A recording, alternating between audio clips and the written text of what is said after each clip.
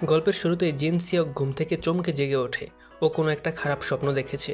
ওর ভাই ইও সিওক বলে, আমি বলেছিলাম রাতে তাড়াতাড়ি শুয়ে পড়তে। সকাল সকাল এত কাজ করার জন্য রাতে তাড়াতাড়ি ঘুমিয়ে পড়া উচিত। এখানে দেখা যায় জিন সিওক ওর বাবা মা আর বড় ভাই অর্থাৎ পুরো ফ্যামিলি গাড়িতে করে ওদের নতুন বাসায় যাচ্ছে। নতুন বাড়ি দেখে জিন সিওকের মনে হয় ও আগেও এই বাড়িতে এসেছে, এটা ওর অনেক পরিচিত। ওর ভাই ইও সিওক ওকে জিজ্ঞেস করে এই বাড়ি ওর ভালো লেগেছে কিনা। জিন সিওক মাথা নেড়ে বোঝায় ওর ভালো লেগেছে। এখানে দেখা যায় ইও সিওক সবসময় তার ক্লাসে টপ করত। সে ছিল স্মার্ট ও মাল্টি ট্যালেন্টেড। ভালো ইনস্ট্রুমেন্ট বাজাতে পারতো, খেলাধুলায়ও বেশ ভালো, এমনকি ঘরের সকল কাজও সে করতে পারত। সবাই তাকে বেশ পছন্দ করত। ইও সিওক হচ্ছে জিন সিওকের আইডল। 1 বছর আগে কার অ্যাক্সিডেন্টে ইও সিওকের বা পায়ে গভীর আঘাত লাগে, যার দরুন ও একটু খুঁড়িয়ে হাঁটে। এরপর ওরা সবাই মিলে ঘরের সকল জিনিসপত্র গুছিয়ে ফেলে। দিনটি ছিল 1997 সালের 5 মে। ঘরের আগের মালিক একটা রুমে তার কিছু জিনিসপত্র রেখে যায়, তাই জিন সিওক আর ইও সিওক একই রুম শেয়ার করার সিদ্ধান্ত নেয়। খাবার টেবিলে ওদের বাবা ওদেরকে বলে আগের মালিক যে রুমে তার জিনিসপত্র রেখে গেছে সেই রুমে ওরা কেউ যাতে না যায়, কারণ তিনি ওই রুমে কাউকে যেতে বারবার বারণ করে গেছেন। তখনই জিন সিওক ওই রুম থেকে কিছু একটা পড়ার আওয়াজ শুনতে পায়, কিন্তু ওর বাবা বলে এটা মেঘ ঢাকার আওয়াজ। কিন্তু ওর মনে সন্দেহ থেকে যায়। রাতের বেলা জিন সিওক গান শুনছিল। তখনই ও আবার ওই রুম থেকে ভারী কিছু একটা পড়ার শব্দ শুনতে পায়। ও নিজের রুম থেকে ধীরে ধীরে বেরিয়ে ওই রুমের সামনে আসে। ও দরজা খুলতে যাবে, এমন সময় কেউ একজন ওর কাঁধে হাত রাখে। ও প্রচন্ড ভয় পেয়ে ঘুরে দাঁড়ায় এবং দেখে যে ওর ভাই দাঁড়িয়ে আছে। ওর ভাই জিজ্ঞেস করে তুই এখানে কি করছিস। তখন জিন সিওক বলে যে এই রুম থেকে শব্দ আসছিল। ওর ভাই দরজায় কান পেতে শব্দ শোনার চেষ্টা করে, কিন্তু কিছুই শুনতে পায় না। ও জিন সিওককে বলে তুই শুধু না পড়ার বাহানা করছিস। তখন জিন সিওক বলে আমি আসলেই শব্দ শুনেছি। কিন্তু ইয়ন সিওক বিশ্বাস করে না এবং বলে এরকম লাগবে বাইরে হেঁটে আসা উচিত। এরপর ইয়ন সিওক জিন সিওককে নিয়ে বৃষ্টির মধ্যে ছাতা হাতে বাইরে বেরিয়ে আসে। তখনই ওদের বাবা ইয়ন সিওককে ফোন করে একটা ডকুমেন্টের কথা বলে, যেটা উনি ইয়ন সিওককে রাখতে দিয়েছিলেন। ইয়ন সিওক জিন সিওককে বলে তুই এখানে দাঁড়া, আমি বাবাকে ডকুমেন্টটা দিয়ে এখনই ফিরে আসছি। এরপর ইয়ন সিওক চলে যায়। কিছু দূর যাওয়ার পরেই কয়েকজন লোক ইয়ন সিওককে ঘিরে ধরে এবং গাড়িতে উঠিয়ে নিয়ে যাওয়ার চেষ্টা করে, কিন্তু জিন সিওক উপর থেকে সেটা দেখে ফেলে। ও ওর ভাইকে সাহায্য করার জন্য দৌড়ে যায়, কিন্তু ততক্ষণে গাড়ি ইয়ন সিওককে নিয়ে চলে যায়। জিন সিওক গাড়ির নম্বর মুখস্থ করে রাখে। এরপর জিন সিওক দৌড়ে বাসায় আসে এবং ওর বাবা মাকে বলে ওরা ইয়ন সিওককে কিডন্যাপ করে নিয়ে গেছে। এটা বলেই ও অজ্ঞান হয়ে পড়ে যায়। ওর যখন জ্ঞান ফিরে ও দেখতে পায় ওর বাবা মা ওর পাশে বসে আছে।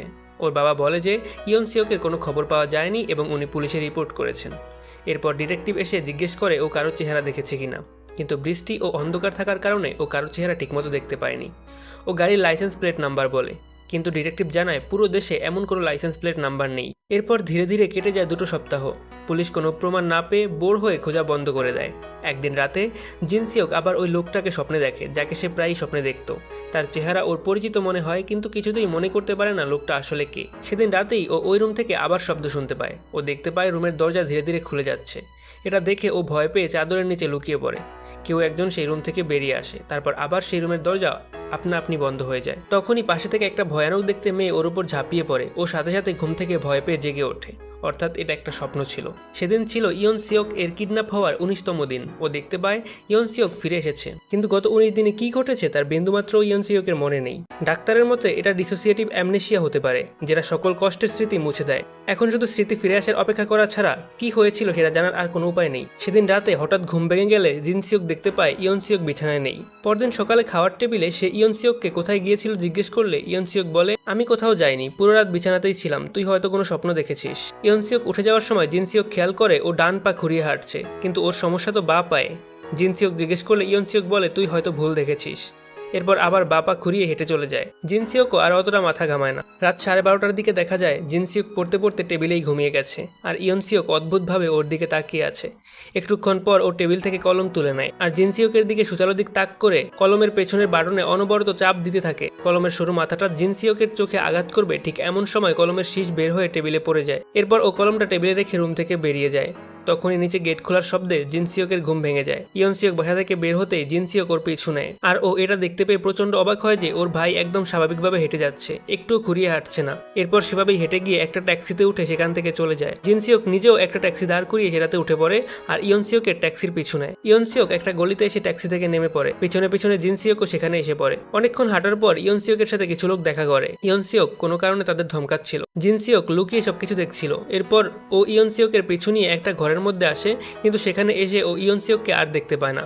তখন পেছনে ফিরতেই দেখে দুজন লোক দাঁড়িয়ে আছে যাদেরকে একটু আগে ইয়ন সিওক ধমকাচ্ছিল। ওরা ওকে বলে, তুমি এখানে এসে সবকিছু এলোমেলো করে দিয়েছো, আমাদের বস তোমার জন্য এত পরিশ্রম করছে আর তুমি এসব করছো। ওরা জিন সিওককে ধরতে গেলে ও ওদেরকে ধাক্কা দিয়ে বেরিয়ে আসে। ওরা ওর পেছনে পেছনে আসে কিন্তু জিন সিওক এক জায়গায় লুকিয়ে পড়ে। ওরা দুজন অন্যদিকে চলে যায় ওকে খুঁজতে।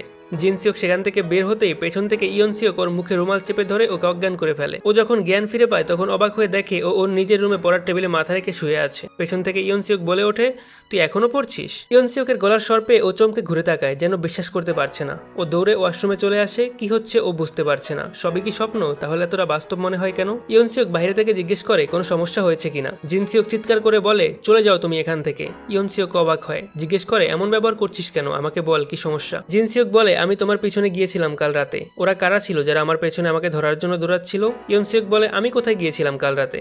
আমি তো তোর সামনেই শুয়ে পড়েছিলাম, তুই হয়তো কোনো স্বপ্ন দেখেছিস। জিন সিওক রেগে বলে, আমার সব স্পষ্ট মনে আছে, কোনো স্বপ্ন ছিল না। তুমি যখন কলমটা আমার চোখের সামনে ক্লিক করছিলে তখনও আমি সজাগ ছিলাম। আমার ভাই কোথায়? কি করেছো তোমরা আমার ভাইয়ের সাথে? ইয়ন সিওকের কোনো উত্তর না পেয়ে ও ওয়াশরুম থেকে একটা লোহার পাইপ হাতে নিয়ে ধীরে ধীরে বের হয়। ইয়ন সিওককে দেখেই ও আঘাত করতে যায় কিন্তু ইয়ন সিওক ওর হাত থেকে পাইপ নিয়ে নেয় আর ওকে ফ্লোরে চেপে ধরে বলে, আমার কথা মনোযোগ দিয়ে শোন। পেন্সিল থেকে শুরু করে আমার ট্যাক্সির পিছনে যাওয়া বা কারো তোকে ধরতে চাওয়া এমন কিছুই হয়নি। জিন সিওককে প্রতিদিন অ্যাংজাইটির ওষুধ খেতে হতো কিন্তু গতকাল তার ওষুধটা হাত থেকে পড়ে টেবিলের নিচে চলে যায়। ইয়ন সিওক আবার জিজ্ঞেস করে, গতকাল তুই তোর ওষুধ খেয়েছিলি? আমার তো মনে হয় খাসনি, তাই এসব কিছু দেখছিস। এরপর ইয়ন সিওক দাঁড়িয়ে থেকে ওকে ওষুধ খাওয়ায়। জিন সিওক ওকে সরি বলে। ইয়ন সিওক চলে যাওয়ার পর জিন সিওক পড়ার টেবিলে বসে নিচে পড়ে থাকা কলমটা তুলতে যেতেই দেখে কাল রাতে কলম থেকে বের হওয়া শীষটা টেবিলে পড়ে আছে। ও বুঝে যায় গতকাল রাতের ওটা স্বপ্ন ছিল না। ওটা যদি স্বপ্ন হতো তাহলে কলমের শীষটাও কলমের ভেতরেই থাকতো। তখনই ওর আরও মনে পড়ে ও ট্যাক্সির কথা ইয়ন সিওকের সামনে উল্লেখই করেনি। তাহলে ইয়ন সিওক ট্যাক্সির কথা জানলো কিভাবে? এদিকে ইয়ন সিওক কাউকে ফোনে বলে, আমি আসছি, তুমি অপেক্ষা করো। এরপরই ও খুঁড়িয়ে হাঁটা বন্ধ করে এবং স্বাভাবিকভাবে হাঁটতে থাকে।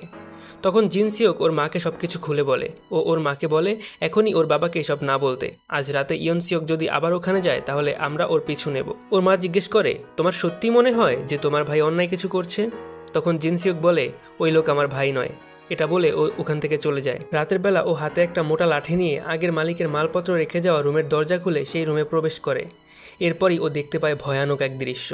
ইয়ন সিওক গলায় দড়ি দিয়ে সিলিং থেকে ঝুলছে। এটা দেখেই ও ভয় পেয়ে ধর্মরিয়ে ঘুম থেকে জেগে ওঠে, অর্থাৎ এটাও একটা স্বপ্ন ছিল। ও কিচেনে গিয়ে এক গ্লাস পানি পান করে ফিরে আসছিল। তখনই ও শুনতে পায় ওর মা ইয়ন সিওককে ফোনে বলছে, তাড়াতাড়ি ফিরে এসো। জিয়ন সিওক সব বুঝে ফেলেছে। ও আমাকে বলেছে তুমি ওর ভাই নও আর কাল রাতে ও তোমার পিছু নিয়েছিল। আর তোমাকে খোঁজার জন্য হায়ার করা ডিটেকটিভ যে নকল ছিল সেটাও ও বুঝে গেছে। জিন সিওক বুঝতে পারে ওর মা এখানে ওর উপস্থিতি টের পেয়ে গেছে। ওর মা ওকে দেখতে পাওয়ার আগেই ও লুকিয়ে পড়ে। ওর মা ওর রুমে ওকে চেক করতে যাচ্ছিল, তাই ও দেয়াল বেয়ে কষ্ট করে নিজের রুমে এসে শুয়ে পড়ে যাতে ওর মা বুঝতে না পারে যে ও তার কথা শুনে ফেলেছে। কিন্তু ওর মা বুঝে ফেলে যে ও ঘুমানোর নাটক করছে আর ওনার সব কথা শুনে ফেলেছে। এরপর উনি কাউকে ফোনে বলে, আপনাকে এখনই আসতে হবে, কারণ জিন সিওক বুঝে গেছে যে আমি ওর মা নই। জিন সিওক জানালা দিয়ে বেরিয়ে বাইরে চলে আসে আর রাস্তায় এসেই ওর বাবাকে দেখতে পায়, কিন্তু ও বুঝতে পারে এটা ওর বাবা নয়, তাই ও ওনাকে ধাক্কা দিয়ে দৌড় দেয়। কিন্তু ওনাদের সাথে একটা ছেলে ওকে ধরতে আসে। কিছু দূর দৌড়ানোর পর ও একটা পুলিশের গাড়ির সামনে গিয়ে পড়ে। পুলিশ দেখে ওকে তাড়া করতে আসা ছেলেটা পালিয়ে যায়। পুলিশ স্টেশনে এসে জিন সিওক তাদেরকে সবকিছু বলে দেয়। পুলিশ ওর সম্পর্কে সকল তথ্য বের করে বলে, তুমি 1977 সালে জন্মেছো, তাহলে তোমার বয়স এখন 41 বছর। ও অবাক হয়ে বলে, কিন্তু আমার বয়স তো 21 বছর, এখন 1997 সাল চলছে, তাহলে আমার বয়স 41 হয় কিভাবে? তখন পুলিশ তাকে ক্যালেন্ডার দেখায়, যেখানে দেখা যায় এখন 2017 সালের 5ই মে। ও অবাক হয়ে যায়, কিছুই বুঝতে পারছিল না। ও আয়নায় তাকিয়ে দেখতে পায় ওর চেহারা 21 বছর বয়সী যুবকের মতো নয়, বরং 41 বছর বয়সী লোকের মতো। ও বাড়িতে ফিরে এসে কাউকে দেখতে পায় না। ও ওই রুমে প্রবেশ করে যেখানে আগের মালিকের জিনিসপত্র রাখা ছিল। সেখানে ও দেখতে পায় নিচে পড়ে থাকা দুটো ম্যানিকুইন যাতে রক্ত লেগে আছে, আর একটার পাশে পড়ে আছে রক্তমাখা ছুরি। তখনই পাশের রুম থেকে ওর নকল ভাই, মা আর বাবা বেরিয়ে আসে। ওর নকল ভাই, যার আসল নাম সং উক, সে বলে, আমাদের প্ল্যান আবারও ফেল হয়ে গেছে। জিন সিওক জিজ্ঞেস করে, তোমরা আমার সাথে কি করেছো? তখন সং উক বলতে শুরু করে, এটা 20 বছর আগের কথা। 20 ডিসেম্বর 1997 সাল এক পরিবারের দুজন সদস্যের খুন হয়েছিল এই রুমেই। একজন মা আর মেয়ের খুন হয়। ফরেন্সিক আর পুলিশ কেউই কেসের সমাধান করতে পারেনি। যারা খুন হয় তাদের পরিবার 16 বছর পর আবার এই কেসের সমাধান করার জন্য লোক হায়ার করে। 4 বছর পর ওরা খুনিকে ধরতে সফল হয়, যেটা হচ্ছে তুমি। আমরা তোমার ওপর টর্চার করেছি কিন্তু তুমি কিছুই মনে করতে পারোনি। তখন একজন ফরেন্সিক হিপনোসিস এক্সপার্টকে ডাকা হয়। উনি বলেছিলেন তোমার জীবনকে ছোটবেলা, টিনেজ, 20, 30 বা 40 বছরে ভাগ করা হলে এর মধ্যে যে কোনো একটা ভাগে তুমি জীবনের সবচেয়ে খারাপ সময় পার করেছো, আর তোমার মস্তিষ্ক ওই সময়ের সকল স্মৃতি মুছে ফেলেছে। আমরা হিপনোথেরাপি ব্যবহার করে ওই সময়ের স্মৃতি জানার চেষ্টা করেছি, কিন্তু তোমার মস্তিষ্ক ওই সময়ের কোনো স্মৃতি মনে করতে চাচ্ছে না, যার ফলে কোনো পদ্ধতিই কাজ করছে না। এটিকে বলা হয় ডিসোসিয়েটিভ অ্যামনেশিয়া। এই স্মৃতি এতটাই কষ্টদায়ক ছিল যে তোমার মস্তিষ্ক ওগুলো ভুলে যাওয়াটাই সহজ মনে করেছে। তখন ওই হিপনোসিস এক্সপার্ট বলেন, যদি আমরা তোমাকে ওই ঘটনার ঠিক আগে নিয়ে যাই, অর্থাৎ এমন পরিবেশ তৈরি করি যা তোমার খারাপ স্মৃতিগুলো তৈরি হওয়ার আগে ছিল, তাহলে হয়তো তুমি সবকিছু মনে করতে পারবে, অর্থাৎ 6 মে 1997 এর আগে।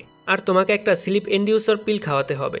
এরপর আমরা তোমাকে হিপনোটাইজ করে 5 মে 1997 সালে নিয়ে যাই, যেখানে তুমি গাড়িতে করে তোমার মা, বাবা এবং তোমার ভাইয়ের সাথে কোথাও যাচ্ছিলে। এরপর আমরা তোমার মা, বাবা আর ভাই সেজে ওই গাড়িতে করে তোমার সাথে যাই, আর তোমার মাথায় ঢুকিয়ে দিই যে আমরা নতুন বাড়িতে শিফট হচ্ছি। আমরা তোমাকে এই বাড়িতে নিয়ে আসি কারণ তুমি এখানেই খুন দুটো করেছিলে। তুমি এই রুমের ভিতরে সাউন্ড শুনেছিলে কারণ তখন এখানে আমাদের টিম কাজ করছিল। আমরা ওই রাতেই তোমার স্মৃতি ফিরিয়ে আনার চেষ্টা করবো ভেবেছিলাম।